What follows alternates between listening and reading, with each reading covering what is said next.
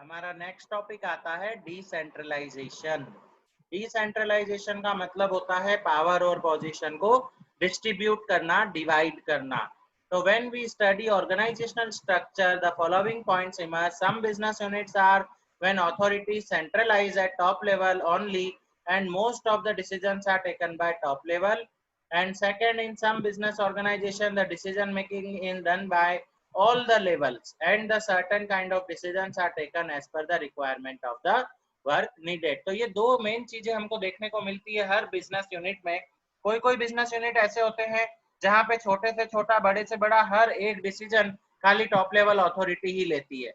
वहां पे पूरी अथॉरिटी टॉप लेवल के पास होती है, उसको बोला जाता है सेंट्रलाइजेशन। और कोई बिजनेस ऐसे होते हैं जहां पे मैनेजर्स को या वर्कर्स को कुछ फ्रीडम दिया जाता है कि अपने काम के हिसाब से तुम सिचुएशन के अकॉर्डिंग कोई डिसीजन ले सकते हो, तो उसको बोला जाता है डिसेंट्रलाइजेशन।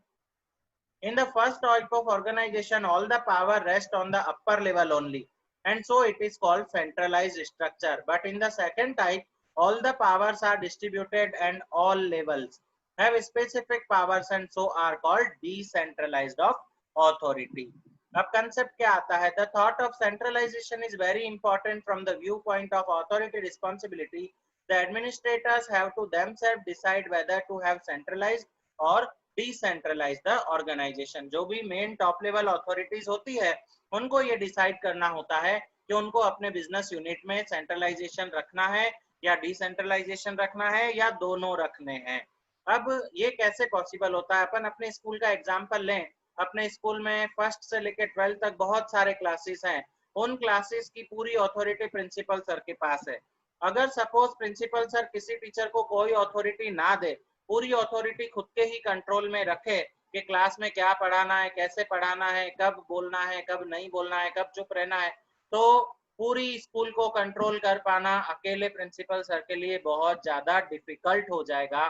तो ऐसी सिचुएशन में क्या होता है कि वो पूरी अथॉरिटी सब टीचर्स को नहीं देते हैं, कुछ अथॉरिटी खुद के पास रखते हैं और बाकी की अथॉरिटी वो बाकी के टीचर्स में डिस्ट्रीब्यूट कर देते हैं। तो उससे क्या होता है कि उनका जो वर्कलोड होता है वो थोड़ा सा कम हो जाता है, साथ साथ में पूरे स्कूल को, पूरे ऑर्गेनाइजेशन को मैनेज कर पाना, उसको संभाल पाना थोड़ा सा इजी हो जाता है।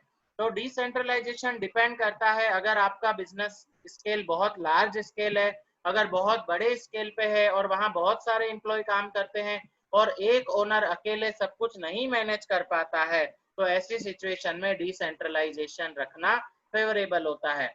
बट अगर स्मॉल स्केल बिजनेस है और easily one owner can handle all the activities, तो वहां पे सेंट्रलाइजेशन रखना फेवरेबल होता है। अब meaning of decentralization: the delegation of power from upper to lower level in orderly manner is known as decentralisation.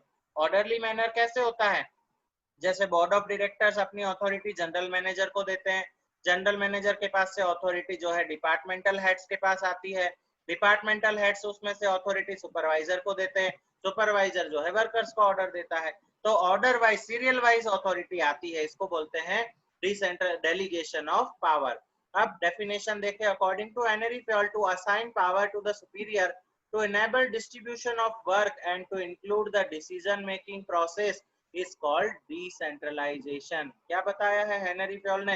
Henry Fayol ने बोला है to assign power to superior, किसी भी सुपीरियर को अगर पावर असाइन करना है तो सबसे पहले डिस्ट्रीब्यूशन ऑफ वर्क, हमको ये देखना होगा कि पावर की जरूरत किसके लिए होती है? काम करवाने के लिए होती है। तो पहले हम वर्क डिस्ट्रीब्यूशन किस तरीके से कर रहे हैं वो हमको देखना है, साथ साथ में हमको डिसीजन मेकिंग प्रोसेस भी उसमें इंक्लूड करना है कि हम किसी पर्सन को अगर अथॉरिटी दे रहे हैं, अगर वो किसी सिचुएशन में कोई स्ट्रिक्ट और स्ट्रॉन्ग डिसीजन नहीं ले पाता है तो अथॉरिटी का वो कभी भी कोई अच्छा यूज नहीं कर पाएगा।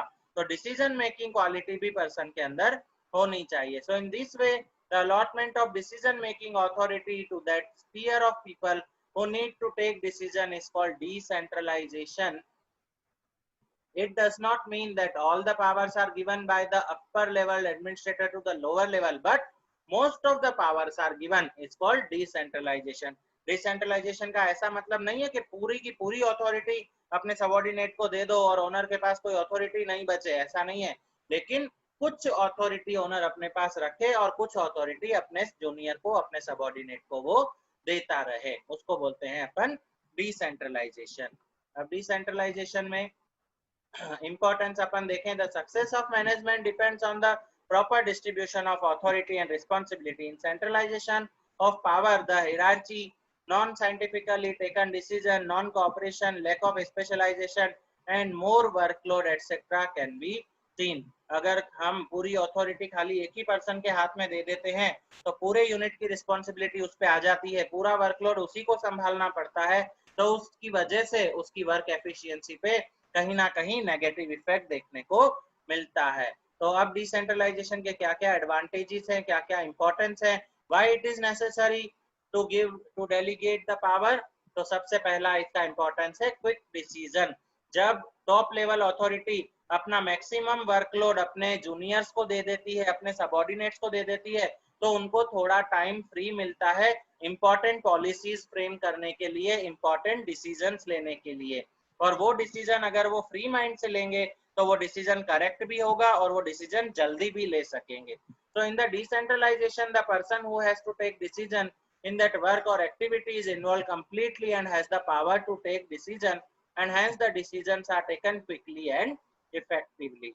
Second आता है less workload on top level. Top level ने क्या किया, अपनी 50% 60% अथॉरिटी जो है अपने जूनियर्स में डिस्ट्रीब्यूट कर दी, तो उनका 50-60% जितना वर्कलोड क्या हो गया, कम हो गया। वर्कलोड कम होने की वजह से वो प्लानिंग प्रोसेस पे ज्यादा ध्यान दे पाएंगे और अपने डिसीजंस और पॉलिसीज को और ज्यादा अच्छे तरीके से फ्रेम कर पाएंगे। इंक्रीज इन मोटिवेशन, इससे क्या होता है कि जैसे प्रोडक्शन मैनेजर है, उसने अगर मान लो अपने 10 वर्कर में से किसी एक वर्कर को उसने सुपरवाइजर बना के उसको थोड़ी सी अथॉरिटी दे दी, तो उन 10 वर्कर में से उस एक वर्कर को उसने इंपॉर्टेंस दिया, उसको एक पोजीशन दिया, इससे उस वर्कर को मोटिवेशन मिलेगा।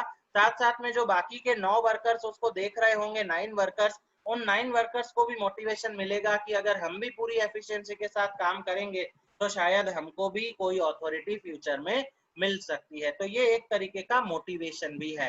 Due to decentralization the employee have increased level of motivation as they have more faith and trust, they are given independence on middle or lower level. When they see their decisions becoming successful, their confidence boosts. They also get the experience on how to take such kind of decisions in such kind of situation. और इससे क्या होता है कि वो जो normal worker था वो अब सुपरवाइजर बन गया, तो कौन सी सिचुएशन में कौन सा डिसीजन लेना है, कौन सी प्रॉब्लम को कैसे सॉल्व करना है, ये भी चीज उसको सीखने को मिलेगी, जिससे उसका कॉन्फिडेंस लेवल और भी ज्यादा बूस्ट अप होगा।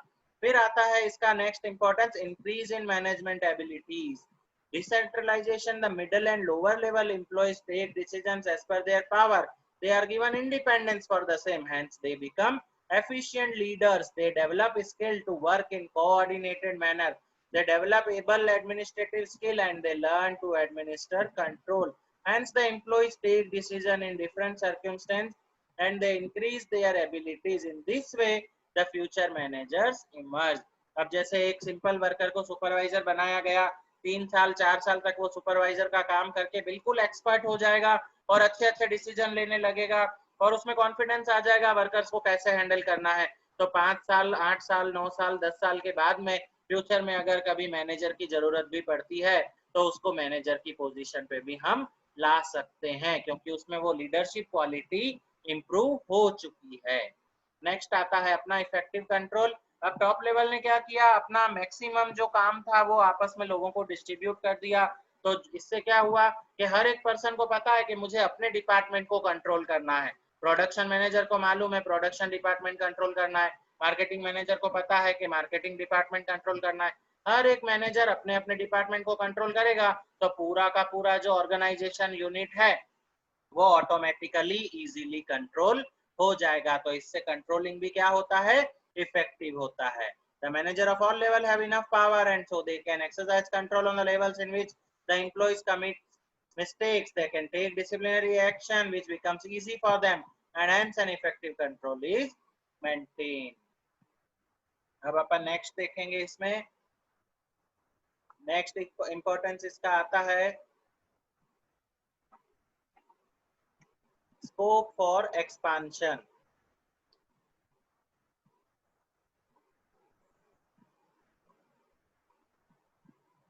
सॉरी नेक्स्ट इंपॉर्टेंस इसका आता है हार्मोनी इज क्रिएटेड। अब हार्मोनी का मतलब क्या होता है? हार्मोनी का मतलब होता है टीम स्पिरिट, एक ग्रुपिज्म की फीलिंग क्रिएट करना।